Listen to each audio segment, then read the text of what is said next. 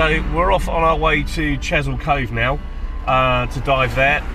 We've had reports that visibility is about 8 to 10 metres. Really looking forward to this one. The topography, it drops away quite quickly, and it's a large stone beach. It's southwesterly facing bay. Today we've got absolutely zero wind, and the air temperature is around about 27 degrees. So really looking forward to this.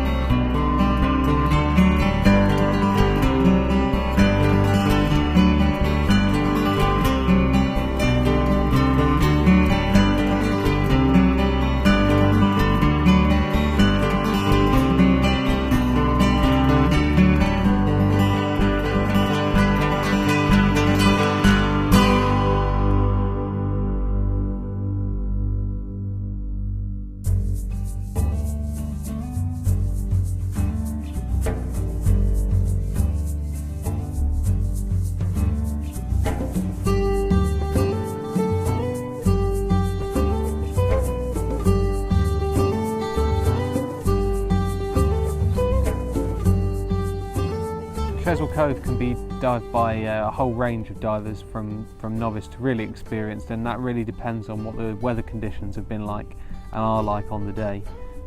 When it's quite rough, you need to be fairly experienced for getting in and out of the water. On a calm day, it can be a fantastic sight for newly qualified divers in the UK. So it's a pebbly beach that drops off, so you can swim out and be very quickly into sort of 7-8 metres of water. There's still a lot of ambient light down there when the visibility is good, which it often is. When we've dived it, we've had about 6-7 metres, which is really good. Absolutely teeming with life down there. In our short dive, we saw cuttlefish, we saw a John Dory, which are fairly rare to see in the UK these days. We saw pollock, we saw crabs, again lots of small fries, obviously a lot of breeding going on in this area. A whole range of different seaweeds and kelp, and it's yeah, really great dive site. You can see an awful lot in a very small space of time. There's small sandy areas in and around the pebbles, which are great for, again, seeing the cuttlefish around the beginning of the summer. There's lots of cuttlefish in the area. They come in to breed in the shallows. There's a few free parking spaces by the slipway that we need to walk down to get onto the beach. They obviously go very quickly on nice hot sunny days, so you need to get there early. Failing that, there is a pay and display car park just up the road. Weymouth and Portland is really geared up well for diving. There's lots of charter boats that operate out of Weymouth Harbour, so there's quite a few options for getting airfills in and around the area. What I would suggest is that you take a couple of cylinders with you if you can, and 2 cylinders will easily do you a good day's diving. 2 really good long dives off Chesil Beach.